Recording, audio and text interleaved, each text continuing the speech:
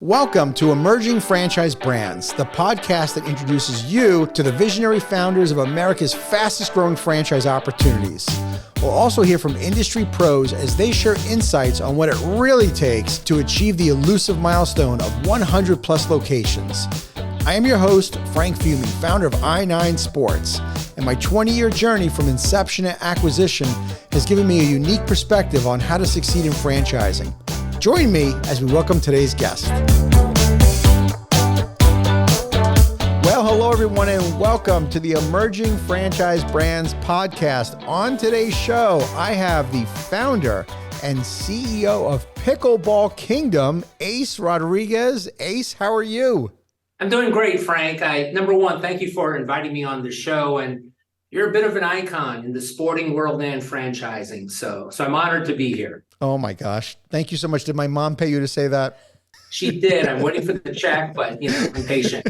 Well, thank you. No, it's an honor to talk with you, and I love what I do here. And just talking to emerging founders and franchise pros. I'm just kidding. I'm having the time of my life, so thank you. But let's talk about this Pickleball Kingdom. So we all know that there's been this huge rise in a brand new sport, really the first new sport we've seen in decades. I mean, I thought introducing, NFL introducing flag football was big in the 90s. That's nothing compared to pickleball. This has been enormous. We knew somebody was going to be first to franchise this. So we've got a lot to cover, and you are growing by leaps and bounds in a very short time. So you're a very, very unique individual. But I'm going to start with this. I learned that you founded this company on January 9th, 2021. Ace, that's really specific. What in the world happened on January 9th, 2021? First of all, kudos to your research, because that is the genesis for the idea of Pickleball Kingdom. I think, Frank, like a lot of ideas, they sort of present themselves. So I got swept up, like a lot of people, in pickleball during COVID. I think the pandemic was the gas on the fire. I think there's two really big reasons that pickleball just exploded. Number one, the learning curve is so short. A million years ago, I was a Division I college quarterback. So I just shared that to say I got great hand-eye coordination. I picked up golf a handful of years ago, brand new clubs, tons of lessons, hundreds of hours on the driving range. I still go out there once in a while and feel like I never touched a club in my life. That's a steep learning curve. And pickleball, in 5 minutes, the self-professed non-athlete who says, I wasn't an athlete 20 years and 20 pounds ago. In 5 minutes, they're having a great time. So that learning curve is short. But number two, it's so social. You're usually within 5 to 10, maybe 20 feet at most away from your teammate and your competitor. So a lot of talking. Trash talking. Trash talking's got to be part of it. Come on, Frank. It's competitive. You're a competitor. Oh yeah. That's half the fun. I like to call pickleball the sneaky workout. If I'm on an elliptical, every second I'm on there, how much longer? I play pickleball. Not for once do I think I'm working out. I'm laughing, having a good time, chiding people. And when it's over, my sweat ring is down to my belly button. So I call it the sneaky workout. And so anyway, January 9th, 2021, standing on a court, public court here in Chandler, Arizona. Loved it, had a bunch of guys, and we're all playing. And it's the old, there has to be a better way. I'm looking at these courts saying, what a great sport. Everyone's into it. Beautiful thing, but you can't reserve a court. It's hot or cold. The sun's in your eyes. I sweat profusely, so I put sunscreen, and then my eyes are burning. Right. And there's got to be a better way. And we just started talking. Look, Frank, I'm not the first one to think of this. 1,000 people came before me with the idea. I would say what we did is we sort of figured it out, and then frankly took had the guts to take that jump, because you get a facility like this, 40,000 times anything becomes a giant number. So the water gets deep pretty quickly. So we took that risk, and thank goodness we did. Yeah, well, the theme that you just said, that you took the risk, that you were willing to do the thing that most people weren't willing to do, is the theme I hear again and again and again from founder after founder. And I hope that the aspiring entrepreneur that maybe has that idea is catching on to this theme, that it's the ones that make it are the ones that actually take the massive action. You have a vision, but you found something that you feel like there's obviously you're solving a problem, but secondly, that you were willing to actually go for it and not afraid. You know, there's going to be people following you. There's other people that are already starting to franchise this concept, but Ace, you've got one franchise open. You've got 100 franchise locations in development. I don't think I've met a brand founder yet that has that kind of massive growth that they're on the verge of and franchising in such a short period of time.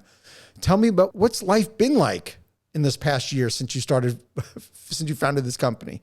It's been absolutely crazy, but in the best way possible.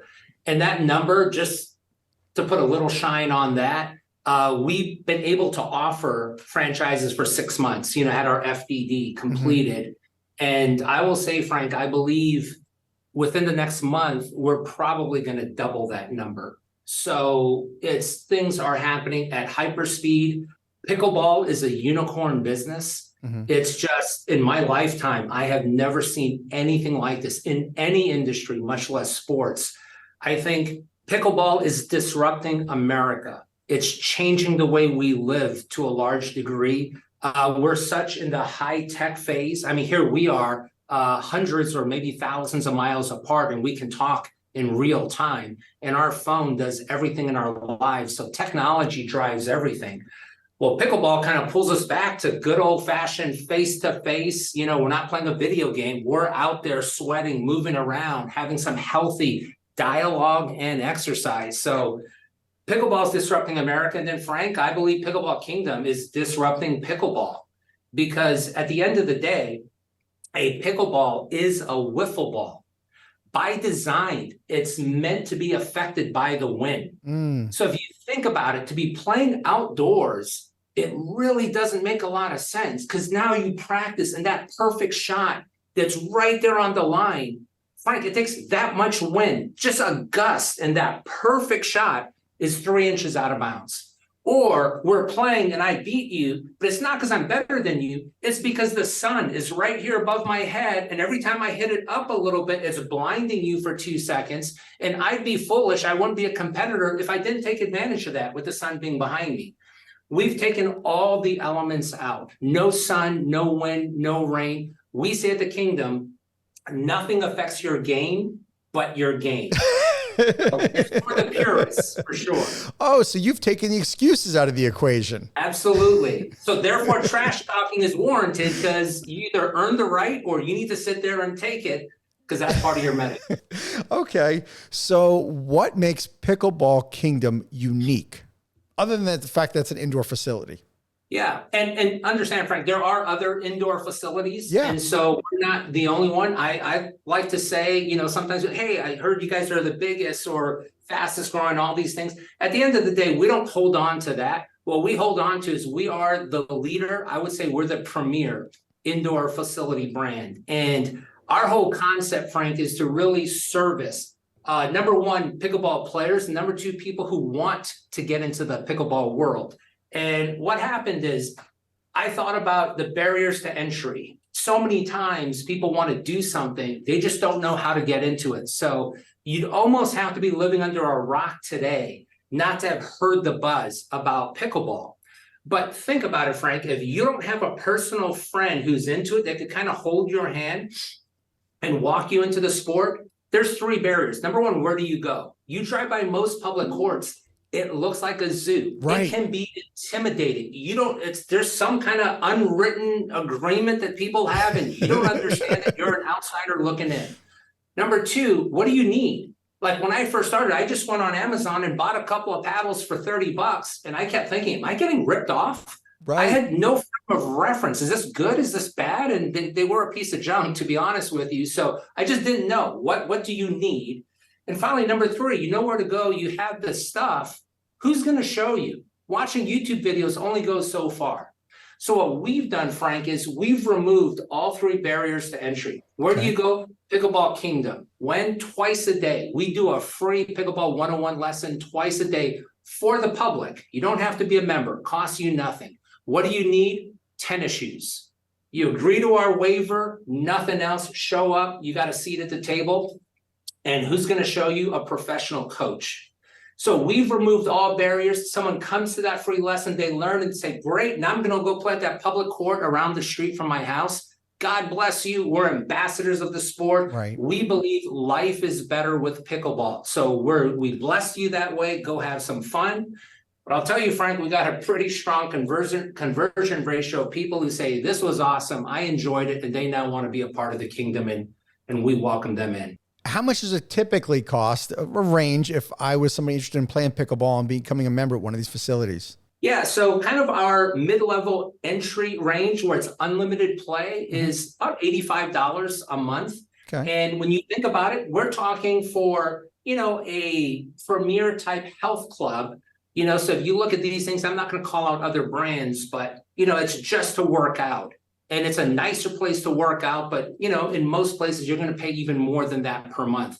This is such a catered and curated experience that we provide with the outdoor surfaces that everyone knows and loves, but with all the indoor benefits. It's reserve courts, so at 2 o'clock, you and Savannah have court 14, no waiting, no worrying about it, no asking, hey, can I jump into your game? It's your court. You can invite people if you want, or you guys play. You can go by yourself, Frank, and just work on your serve. So you have all of that. Some amenities we have, locker rooms with showers, people on the go, want to go to work, want to go to dinner with the wife, those kind of things afterwards. Mezzanine area to sit up there and just watch people play, Frank. It's amazing how much better you can get literally from just watching, because you see the angle of the ball, you see the movement. Oh, that's what they mean by attacking the kitchen. It's just that process that we have. So we provide that experience, and our employees, they're usually pickleball addicts themselves, so they can talk the talk, and they're just there to serve our members. So we're member driven. We welcome our visitors, but we serve our members. That's what I hear more and more about people who play pickleball is the word addiction comes up so often. Why is it addicted? It's a combination of tennis and ping pong. Why is this such an addictive sport? Yeah, so I used to say, hey, it's almost like a positive crack cocaine. But what I ended up doing, I kept saying it, and I thought, I got to test that. I looked it up, and they say, and again, not that anyone really needs to know this, but of the people that actually try crack, only 20%, when I say only, again, I hope that doesn't come across wrong, 20% get addicted. I will tell you, Frank, our conversion rate for our classes is higher than 20%. So we are more addictive than crack. Thank you, Jesus. We're moving the needle in the right way. So to answer your question, I kind of alluded to it earlier. I think it's human nature, right? Again, what does technology do?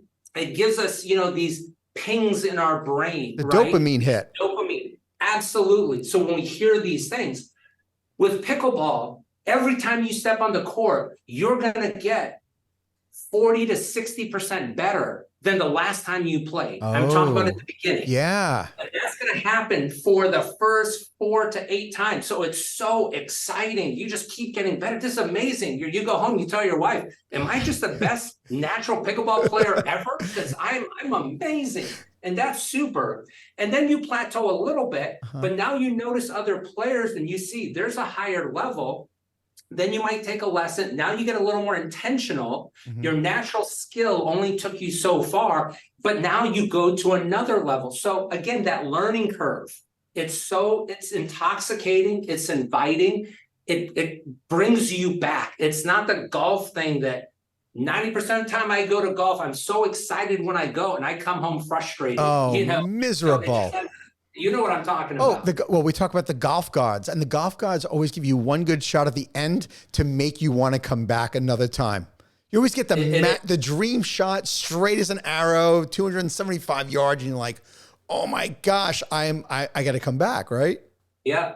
And Frank, I'll tell you this, that pickleball, it brings out the little boy and little girl in all of us. It harkens back to your elementary school days, playing on the playground, having a great time, no cares in the world. You're just trying to get the ball into the hoop, hit the ball, whatever the sport is. In this case, it's pickleball.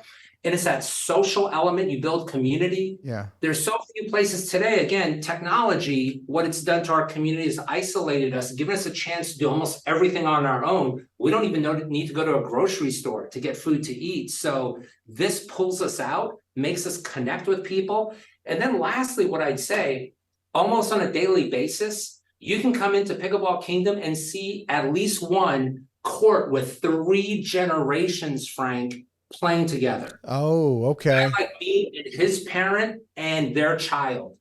You don't see that in an active sport. You might see it on a golf course. I don't really consider golf active, Right. But, and one last thing about that, it's gender, borderline doesn't matter. Here's what I mean. If you play basketball, and again, I'm not sounding chauvinistic, it's just a fact. Men versus women on a basketball court, a man has an advantage, right? It's just a fact. And in a lot of sports, it's that way. Frank, on a pickleball court, I would say the difference between the average male and female, it's minuscule. So again, great equalizer. My wife and I, married 31 years. We met at the University of Hawaii. I played football. She ran cross country. So we're both college athletes. In the last 29 years, we never played sports together. Things I want to do, she doesn't want to do. Things she wants to do, I don't want to do. Until pickleball. Now we can play together. The amount of couples, brings families together. It's just, again, great unifier and equalizer for people to play. That's that, better than crack element. Absolutely. Ace, I know I'm preaching to the choir here and talking to you.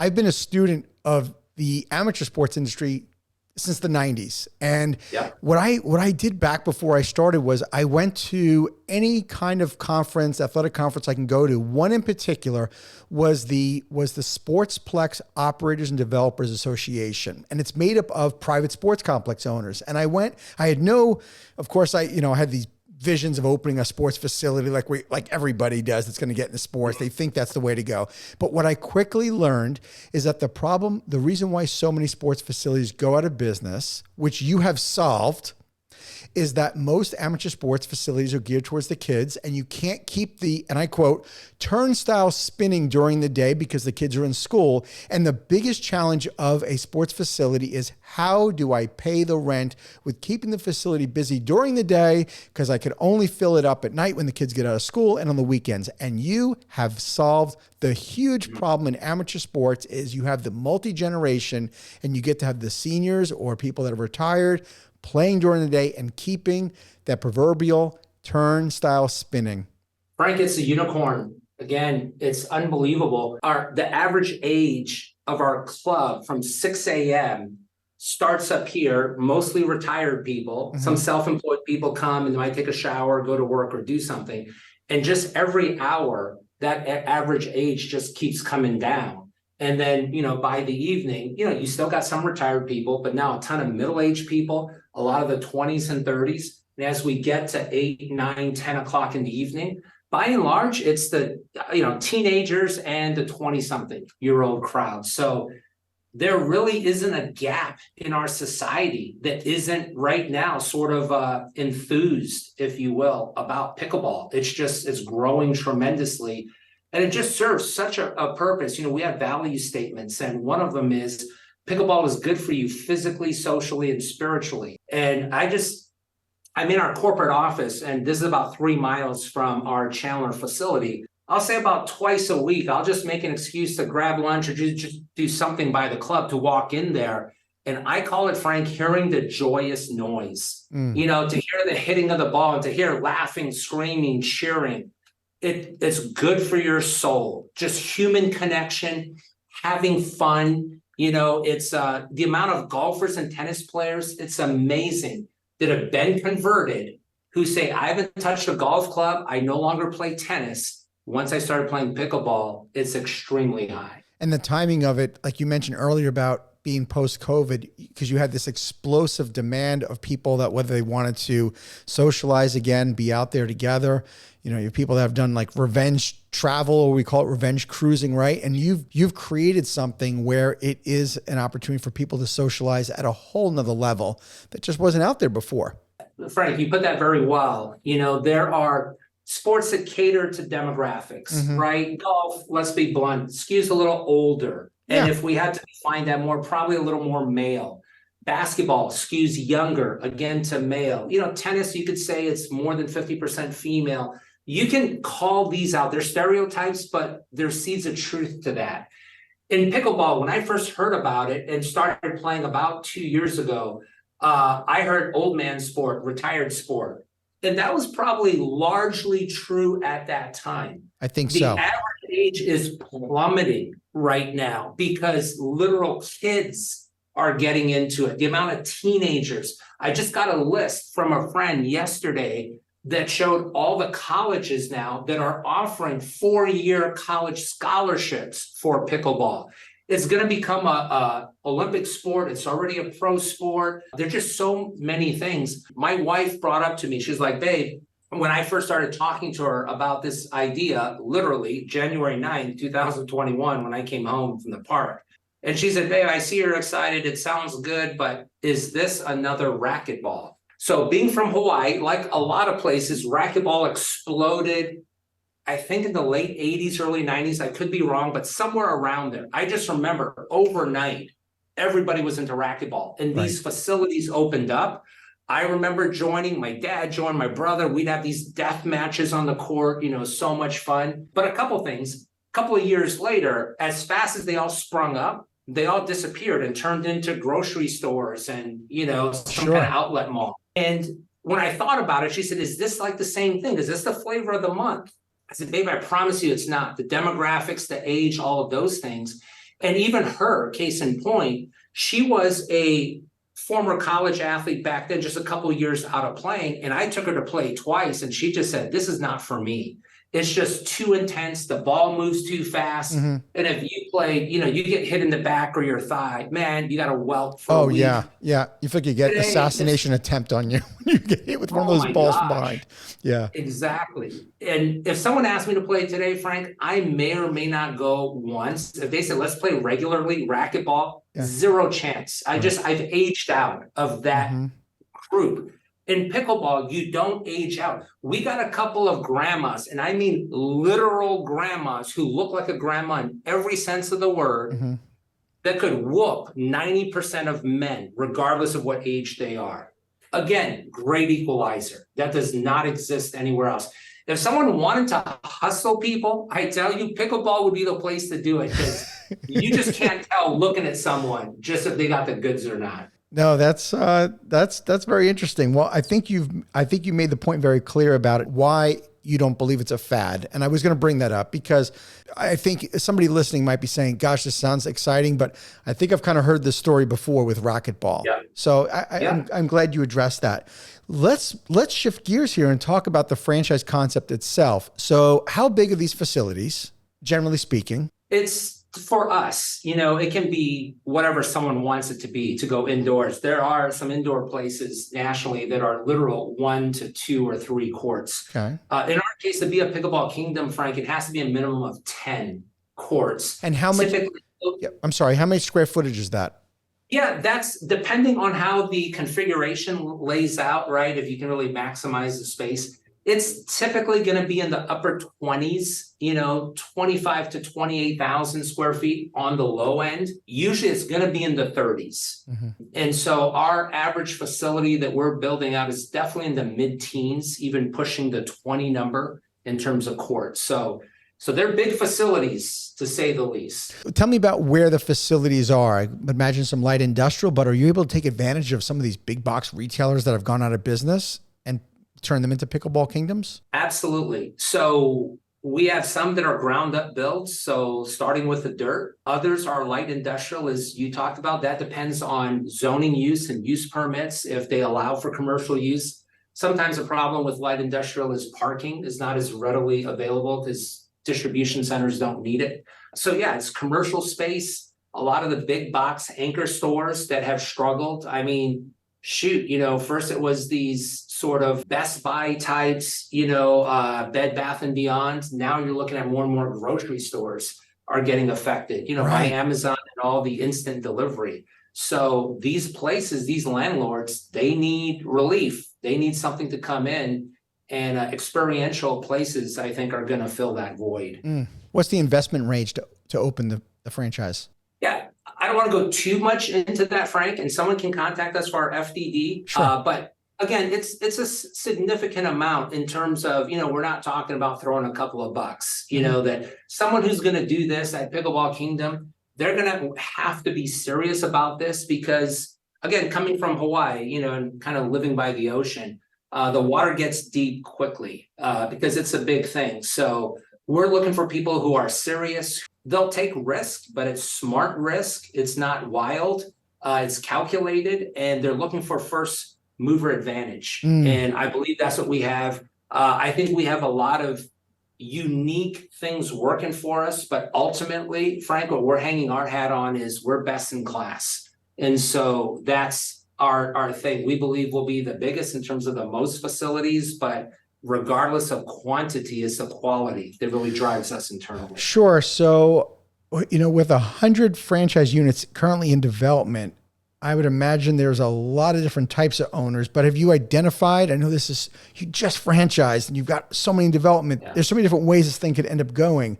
Have you identified who your ideal franchise owner is yet, or what traits they need to have to be successful? Yeah, that's a great question, Frank. It's not as obvious because on the surface, I'll tell you, it's everyone, male, female, older, younger, middle-aged, married, single. It's all over the board in terms of just demographics that you can look at. If we drill into sort of the psychographics, kind of the softer issues, I would say competitiveness. Again, I know that sounds a little corny because we're talking about sports, but it's people that have drive, Frank. A lot of them have competitive sports background, maybe high school, they played serious sports and a lot even beyond that.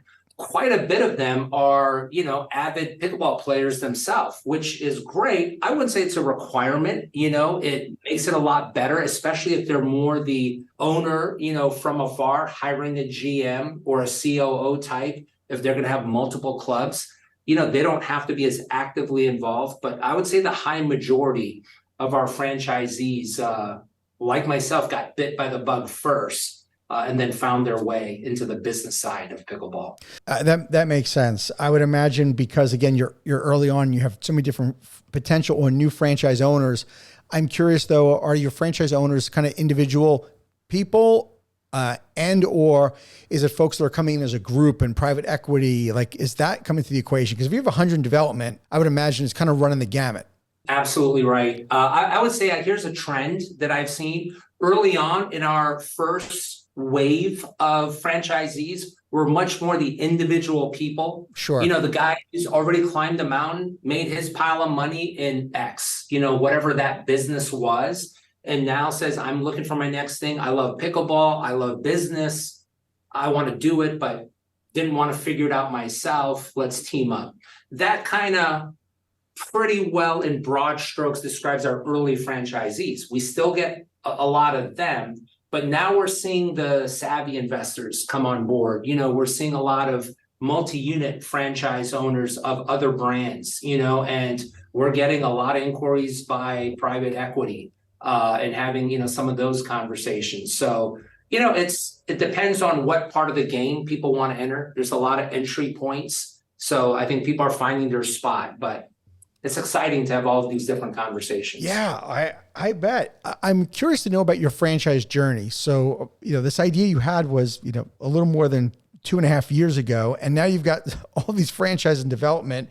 I'm curious, did you align yourself with franchise consultants, your mentors? How did franchising find you? And, tell me like kind of the folks that you've kind of aligning yourself with to make sure that this gets executed right, because it's all about execution.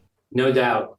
So number one, I sort of grew up in franchising in a sense. My father owned a Service Master franchise. He was a franchisee. Oh, okay. So by middle school, I knew what a royalty meant, and so I just understood the very basic framework of franchising. So it's kind of always made sense to me, and, best practices and brand standards and those kind of things.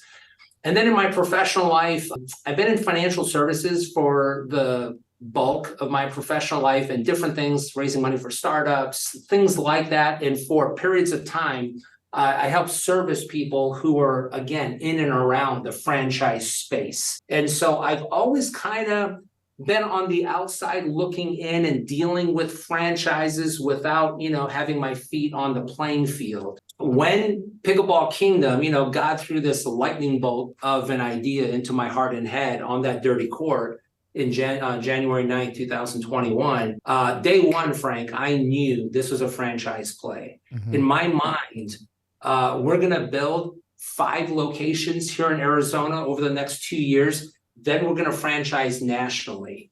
And that was the plan. The problem is, from day one, because I knew it was going to be a franchise, I built it that way. We documented everything from the jump. We call it the keys to the kingdom. And the colors, the logo, everything was built with scale in mind. So people walked in on our opening day and just thought, how many locations are there? This got to be some giant corporation. Right. And it would be the equivalent, Frank. You go home today, someone knocks on your front door and you open, they say, hey, excuse me, how much for your house? I want to buy your house. And you say, my house is not for sale. Tomorrow, different guy. How much for the house? I want to buy your house. House is not for sale.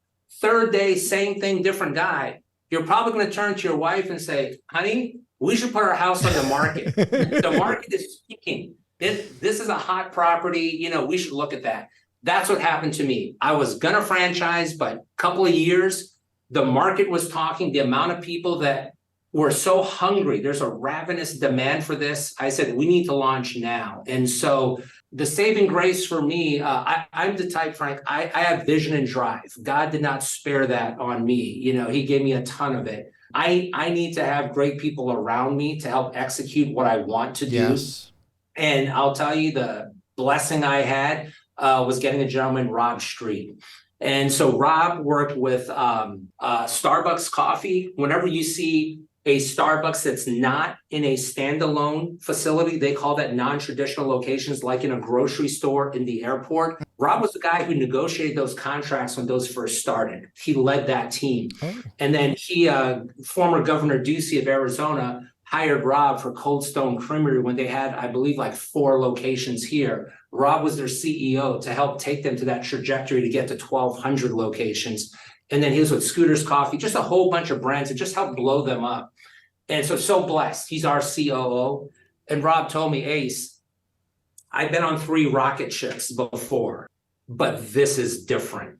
This is just at a different level. As great as Starbucks was, it incubated for a long time. It had good growth and then had that hockey stick. Mm-hmm. Cold Stone, 4 years of franchising and then hockey stick. In 6 months, Frank, we have 100 franchise locations in queue. And again, in the next 30 to 60 days, we'll double that number. It's a different beast. And this is not paying a couple $100,000 and you're opening your ice cream store all in. It's deeper water here, but the returns are also at a different level. So it's just, I keep saying it's a unicorn. That's an overused word. Everyone thinks their baby is cute, but for some people, they actually have a cute baby. Right. So I will say that about how the word unicorn is used. Yeah. Ace, I'm so happy to hear, first of all, that you come from a franchise family, that you understand what it's like to be on the other side as a franchisee. And I'm even happier to know that it sounds like you've surrounded yourself with some really good people that have been on some rocket ships before and understand what you're really getting yourself into. Because to say you're at 100 in development right now and next quarter to have double that, the execution is going to be critical. I'm so curious about kind of getting in your head for a moment. How did you know and feel comfortable like we can scale this quickly? I want to know what gave you that confidence and knowing we could do this fast. I'll jump back to where we started, Frank. There's probably 3 elements to it.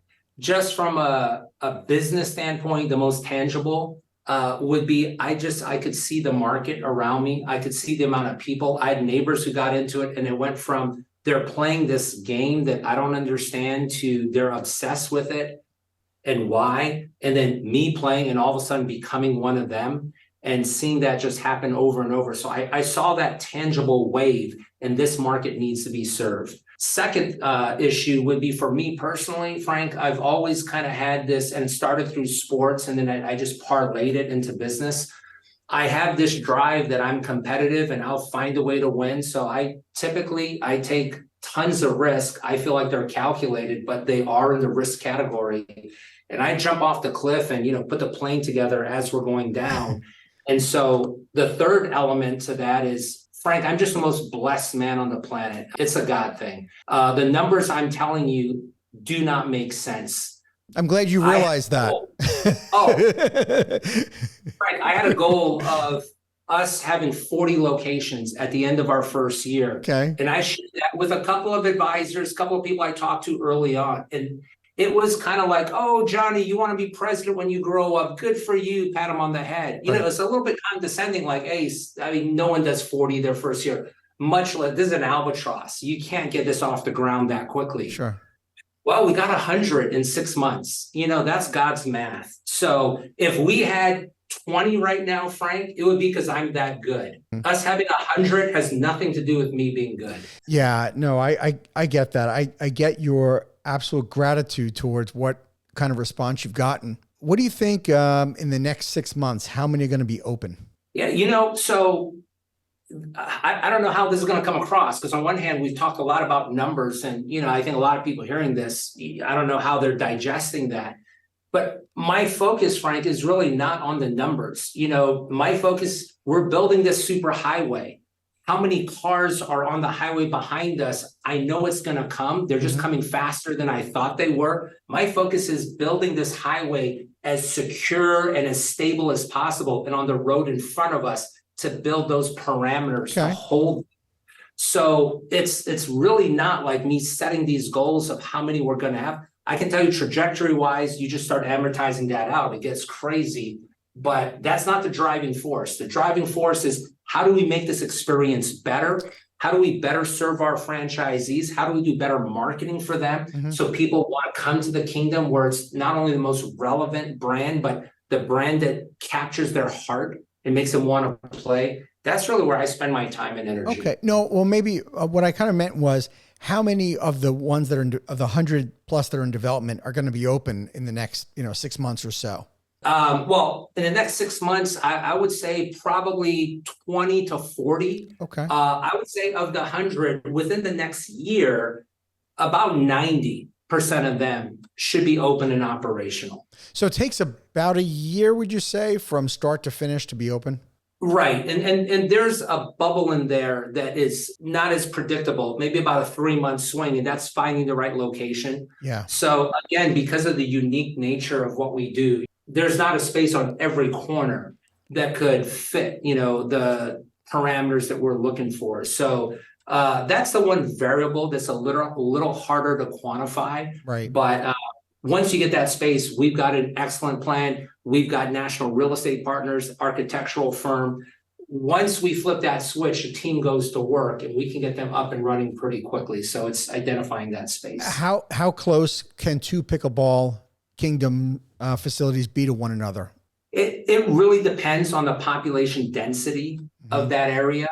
It behooves us, if you get two, I was going to say a brand, I'm not going to mention any names, but there's some places that have sandwiches, that right now are getting killed, in the news and socially about how they've oversold franchises. Sure, and they're literally across the street and cannibalizing each other's businesses. Well, from our standpoint, not only are we not going to do that, it just makes no financial sense, because we're membership based. So when you're selling a product one time, then I could see the corporation saying, it's not good for you two franchisees, but it's better for us.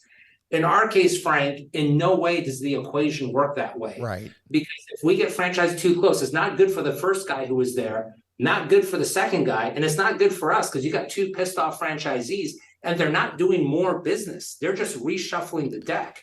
So we will never do that. We have some metrics that we use, but we'll make sure that we're never encroaching on that barrier. In the FDD, are the territories exclusive? And how big are the territories? Yeah. So once, if it's an individual location, once that location is identified, then we draw sort of a moat around that area. If it's a bigger deal, we spell that out and give them that protected territory. Okay. And how big are the territories typically? Population, different things, I think that some of the things, Frank, that are unique to us, that I feel like we've done a lot of study, us being sort of first to market and really diving into that in a scientific way, Right. Gives us an edge. So I prefer to talk to people about that as they become franchisees with us. Sure. And not put that out in the public domain. Yeah. No, that's fair enough. Tell me about your corporate team. So you mentioned a few of the kind of the franchise mentors that make the machine tick. How many people are on this team altogether that are part of Pickleball Kingdom as the franchisor? Yeah, I mean, we got quite a bit. Let me just kind of call out our leadership team. Sure. So I can talk about them individually. So I talk about Rob Street, our COO, David Haney. Frank, he's so good. I had to create a new position that's never been done for him. He's our Chief Pickleball Officer, our CPO. If you think about it, we're in the pickleball business. We need someone to oversee pickleball and all things pickleball related. So programming, paddles, what are we selling, tournaments, everything related to pickleball. David grew up in Washington. So unlike most people, I mean, if you've been playing pickleball for 5 years, whoa, you're an old veteran in the sport. David's been playing for over 40 years because he grew up where the sport was created. So he was playing in middle school or even elementary school. So he's a pro himself, has played at the professional level. I believe he was ranked 11th in the world at one time at his peak. So high level player. And then in another part of his sort of corporate background, he opened up health clubs for a brand. And so his knowledge of the sports arena and then pickleball specifically just makes him a gem for us. His wife, we call her Lady J. She's our director of member experience. So she will be helping clubs with their front desk operations because that's our first line of defense. First thing people see. We have something we do, Frank, that just puts a smile on everyone's face. You walk into a facility and the first thing you hear from an employee, not hello, good afternoon. The first words are, welcome to the kingdom. People just smile. They expect it. They say it back. It's just a great thing. So she's the epitome of that mentality and that spirit, and she's going to help replicate that.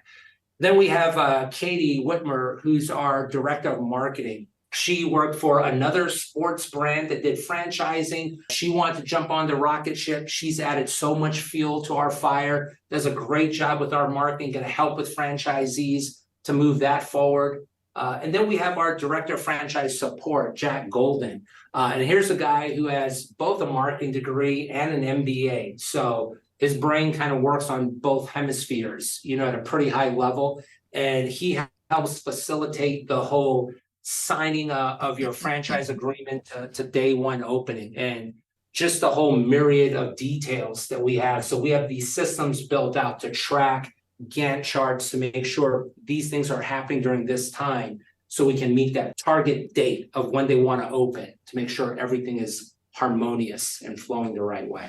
Nice. So that's kind of right now our core leadership team, and then we have support staff beneath them. Okay. And I hope you don't mind me asking, did you bootstrap Pickleball Kingdom or outside investors? Yes, it was bootstrapped, and I brought on a couple of family and friends with some investments. Nice. What about, let's move on to, as we're going to be starting to open up many locations very soon, what does training look like for these franchisees? Because nobody has opened a facility before. I mean, a franchisee, this is going to be new for them. So it's not like they come from an experience of opening a pickleball facility. Correct. And people have sort of called that out like, hey, you guys, it sounds like you really got it together, but you're still relatively new. So you're absolutely right. We're new, but we're in a new game and we're leading the race in the new games. We're sort of further along than anyone else. So we have on the other side of this wall over here, a training facility here in our corporate office. So we have a 5-day intensive that franchisees will come to, and it'll literally be classroom and then boots on the ground. Mm-hmm. So this has worked out great with the proximity to our club. So for example, right now we're going to learn about the POS system, how you check in members, if they want to change memberships, they want to buy a gift card, go through all of that intellectually. And then, all right, we're gonna take a lunch break. We're gonna reconvene at the Kingdom down the street. And now we're gonna be standing behind the desk, actually checking in people, collecting payments, those types of things. So the training, I believe, we've already got it all laid out, and we got our first wave of students, if you will, kind of coming in to get their keys to the Kingdom in the next 30 days. So we're excited about it. We feel very prepared to do that training and equip them. And I would imagine technology, besides the POS system, technology probably plays a role in the franchise operation, does it not? No doubt. It's ironically, I said earlier, we're disrupting American economy and pickleball by, just sort of the old school face-to-face, but within what we do, we're all about technology. So everything from our check-in system, all our facilities are cashless facilities, so it's all digital. So we accept payments that way. Everything we do is QR codes, so they can scan in if they want to buy something, whatever they need to do. We have video cameras installed on our court, so if they want to get a highlight, this is the best game ever played, I want to download that, make my own highlight reel, they can do those things. So yeah, we've embraced technology in every way that we can. Smart. Well, the amount of people that you're going to have coming through that facility, we need to probably try to streamline as much as we can and use every technology stack we can. No doubt. Yeah. No doubt. I'm curious to know, besides this incredible demand you're getting for people that want to open a facility, what's a big challenge that you're facing right now as a leader of the Kingdom? It's hard to exclude what you just said, because that sort of is front and center. As good as these numbers are, Frank, you understand we're saying no to many more people than we're saying yes to, for their protection and ours. Mm-hmm. So we know we don't take ourselves very seriously. We like to have fun. We take what we do extremely seriously. And we know that when someone's coming on, we feel like we're the stewards of not just their finances, but their futures. They are now hitching their dream onto ours. So we want to make sure that they're equipped and we feel that they have a very viable, legitimate shot to succeed in whatever definition that means to them. So I would say that, that it's easy to get caught up in the macro numbers, and we got 100, locations coming up, and we're this and we're doing this and we're getting all these offers and invitations. But at the end of the day, it's every franchisee being the king and queen of their location. So maybe that's one quick thing I want to point out, that people meant it in a complimentary way, that I started walking around the club and people were like, hey, there's the king of the kingdom. And I finally had to stop that. And I said, guys, no, I'm not the king. The king of the kingdom are the franchisees. They're going to be the kings of the kingdom. Right. So I did accept the moniker of kingmaker. So right. There you go. It is that. But at the end of the day, my quest is to create kings and queens. Yeah. That's what it's. And these kings and queens are going to come to find out very quickly that this is really about understanding the business of running a pickleball kingdom, that really their business has nothing to do with pickleball. And they're going to come to find that out really quick, as in any concept.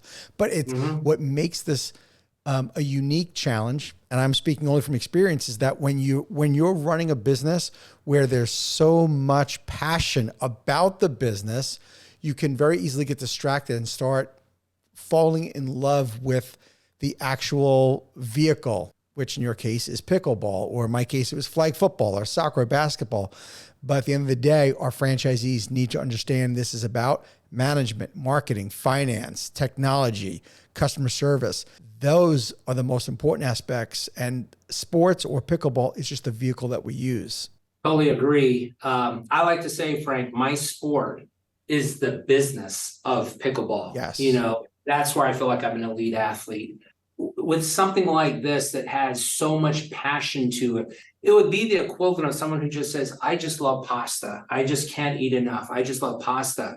That doesn't necessarily qualify them to open an Italian restaurant, right? That guarantee their success. Right. In fact, some ways it could borderline hinder that success because of their personal preference. And so in my case, again, being as blessed as I am to have specifically my right and left hand men with Rob Street on franchising and David Haney on the pickleball side, It's, to me, Frank, it's not about personal preference. Right. I clearly see the destination. I know where we need to go, and I depend on these guys to help steer what route we take, because there's an infinite amount of paths we can take to get there. And their experience says we should take a left. His experience says now we take a right. And I'm not saying, but the way when I play pickleball, this is how I feel, or I need to. No, I subject myself to their expertise in the areas and ways that I hired them for. I just predetermine where we're going to end up at and the speed at which we're going to get there. Ace, I'm not sure if people that are watching this or listening to this podcast realize the magnitude of what you just said, because franchisees that run into trouble are the ones that are going to fall in love with the rules of pickleball. Same thing with, or in my case, the former athlete that bought a franchise, and because he knew something about football, he was not a good franchisee. He didn't understand it was about customer service and, marketing and management, all of those things. But they have to remember really the business that we're in. And if you are setting that tone early with the culture of Pickleball Kingdom, you are absolutely on the right track, and making sure that you're bringing on the right franchisees with that right mindset. Don't get me wrong. They could be absolutely passionate and love pickleball, but they don't let it get in the way of the business of a Pickleball Kingdom. No doubt. So much of life, Frank, right, is about understanding what you're doing, what the purpose, being intentional about it, and kind of defining it. Michael Jordan, I grew up during the Michael Jordan era, and truly not only the greatest basketball player, probably the greatest athlete who ever lived, but people forget he coached for 1 or 2 seasons and failed miserably. He was a great player.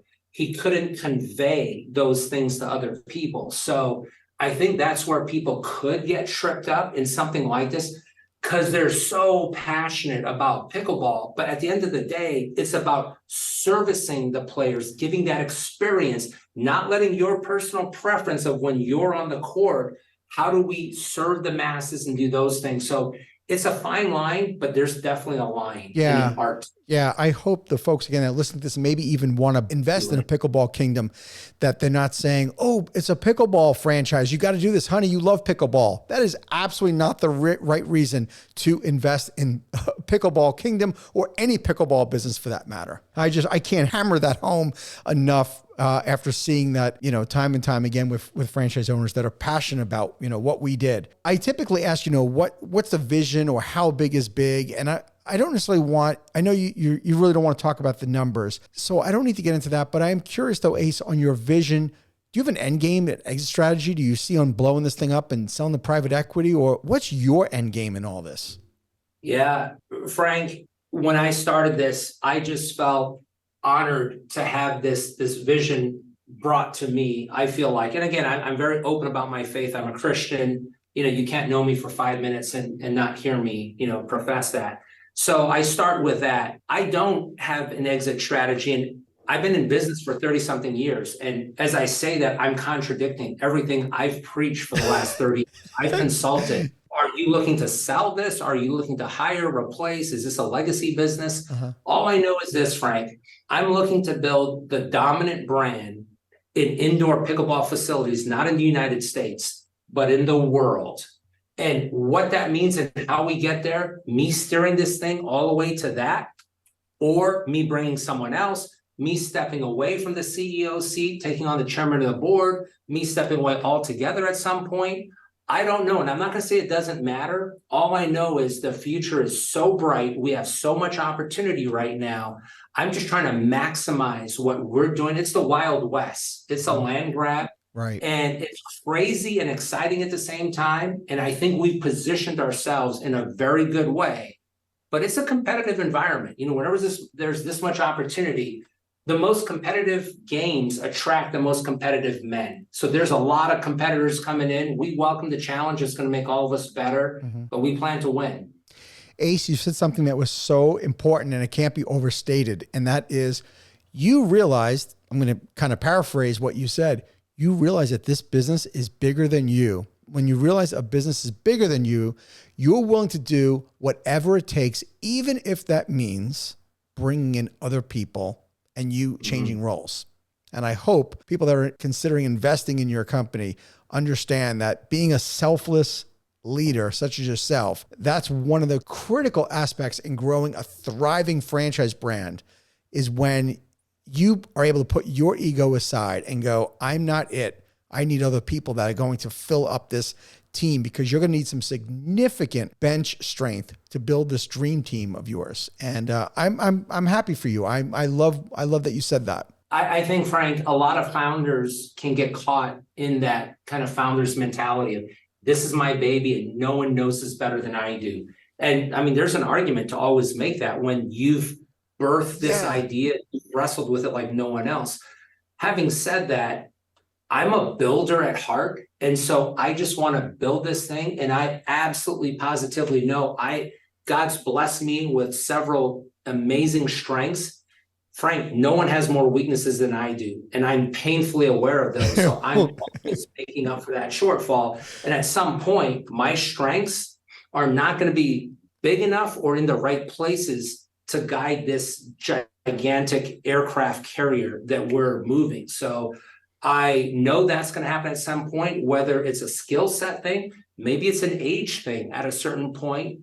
The time will come where it's going to be better for me and the company to have someone else kind of take the wheel. And this is not about ego, I guess, at the end of the day, is what I'll say. I want to build this brand, and that's the satisfaction I get. So this is not about me getting accolades or, frankly, money. And I don't know if we don't have the time to get too much into that, but sure, I've made some fundamental decisions to escalate the growth of our business that cost me on the short term in terms of what I could have made and could have done. Frankly, just because I want to accelerate this. If you build it, they will come. I mean, it's such a cliche for a reason. Sure. And I just know when the brand is built, we're all going to win. Who's involved with this? The public's going to win. That's my sole focus. That's awesome. Well, Ace, you've mentioned some critical elements to being successful in franchising, and with the rocket ship you're on, you definitely gonna need all of those elements and applying them, and you're doing it. So I want to congratulate you on that. What advice would you give to people who are considering joining your brand as a franchise owner? What do you tell them? I tell them to get ready for the journey of a lifetime. We look for people that have strengths in something, and it could be anything. They don't have to, again, be an expert in pickleball. Whatever it is, they're going to be able to apply that and find a way to parlay that into some effectiveness here. Being a first market mover, the industry, we're at the beginning of this industry. So that's tremendously exciting. But with that super highway that we're building, it's not completely paved yet.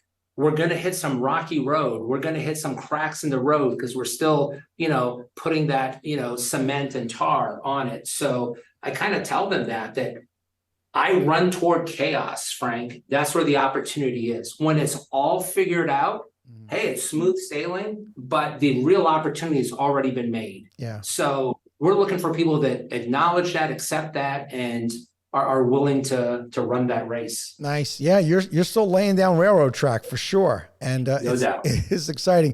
If someone was interested in learning more about the franchise opportunity, how can they get more info?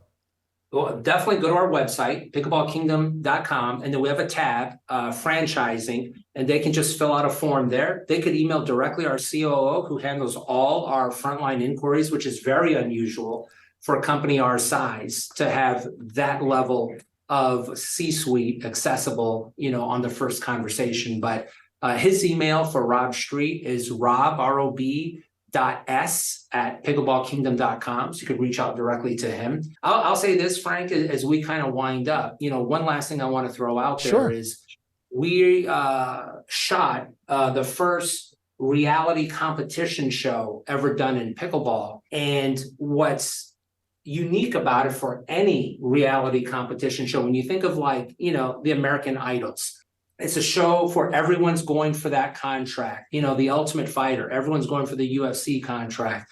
So it's sort of linear. Everyone's traveling after one thing.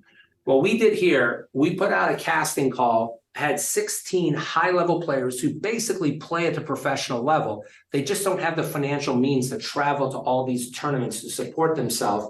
We're saying we're going to cover it. We're going to pay it for you for a year. One man, one woman. We had hundreds of people enter, picked 8 men, 8 women, flew them in 1 week, 10 hours a day, intense competition. And we have one man, one woman who's going to win. Then we're going to, again, award that pro contract. When the show airs, after each episode, the audience is going to have a chance to vote, not for the pro contract. That's determined on the court. So the players have their future in their hands. You win, you advance, you lose, you don't. That's up to you. The audience has the players' futures in their hands too. The franchises, we're going to award 1 to 1 man, 1 to 1 woman, is purely based on audience vote. So the audience gets to vote for whomever they want, whoever they think is deserving. So that's sort of unique. So we're making 4 dreams come true. We actually already shot the show. It's wrapped. It's being edited as I speak, and we're in conversations. I can't go into detail right now, Frank, but I'm so excited to say it's some of the biggest networks and platforms that everyone knows. All right, I was going to ask. Extremely interested in what we're doing. Yeah, I was going to ask you what platform or network is this going to be on. So we're not there. We're close. Very close. Yeah, the timing's just working out great, though. Okay, well, by the time this show airs, it might actually be on a platform or network that we all know. So everybody to check that out. And that's called Pickleball Paddle Battle. So they could go to the website, pickleballpaddlebattle.tv, and that's the Instagram and Facebook handle as well. Awesome. All right, well, this is going to be an interesting question. I can't wait to hear you answer this. With somebody that has a potential unicorn, the tip jar that I always ask people at the end of every podcast. The franchise community is so generous. If there was an aspiring entrepreneur that wanted to franchise their concept, what piece of advice would you give them, considering you're new, but you're not, since you're coming from a family of franchising? What advice would you give somebody that wants to franchise their business?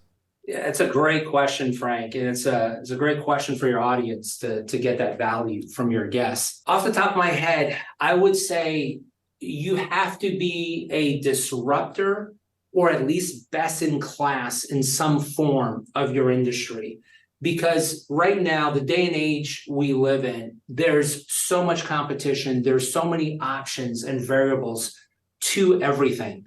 To just be another blank, fill that in, another chicken concept, another coffee concept, another house cleaning concept. There's just too much noise in the marketplace. You can be in any one of those industries, but what do you offer? What's unique? What are you best in class in? If you're a food service business, is that one particular dish? There's a restaurant down the street from this office called The Perfect Pair. Small place, but they have an appetizer, a Brussels sprout appetizer. That's the single best dish I've ever tasted in my life. Wow. And I'm not like a vegetable, kind of eater. I'm a steak guy. But my wife and I will go there, Frank, and spend $100 for a meal because we wanted the appetizer. So they have that one thing that's just different from everyone. I don't believe they're a franchise. I'm just trying to call that out. Yeah. What's that one thing you do? A house cleaning service. What do you do differently that no one else does? That's what I think you need to have. So if you can't answer that question, how are you a disruptor or best in class? You might be getting into a fight that you don't want to be in. You got to have that ace in the hole, pun intended, of this is why we're going to win. This makes us different. This makes us unique. This is why people are going to want our system. And this is how we're going to help them win. That is some fantastic advice. Thank you for adding to the tip jar on that. It's been a pleasure meeting you. I am absolutely rooting hard for you. Anybody that gets involved in amateur sports, of course, it's my heart, it tugs on my heart, and I cannot wait to watch this thing really go. It is a pleasure having the king maker of Pickleball Kingdom on the show. And I thank you so much. Thank you, Frank. And I'd be remiss not to ask the icon real quick, Frank. I'm going to turn the tables here because you've been interviewing me. I just want to ask you one question. What advice would you give a newer aspiring franchisor to reach the kind of heights and levels that you did through your I-9 sports and everything else? Oh, well, thank you for the kind words. Ace, I would say no question about it. The franchisor-franchisee relationship is absolutely most critical, especially being on a rocket ship like you're on. I found that because when you grow so fast, that communication with the franchisees could start getting dicey really, really quickly. And I would say facilitating that relationship so well, making sure there's enough face-to-face contact with the franchise owners, and making sure at the end of the day, they not only see your vision, they know you care. Because there's going to be a lot of rough times ahead, just in any franchise, not because of Pickleball Kingdom. But if the franchisees know that you care and that you're listening to them and you are creating a way for them to be able to communicate back to you.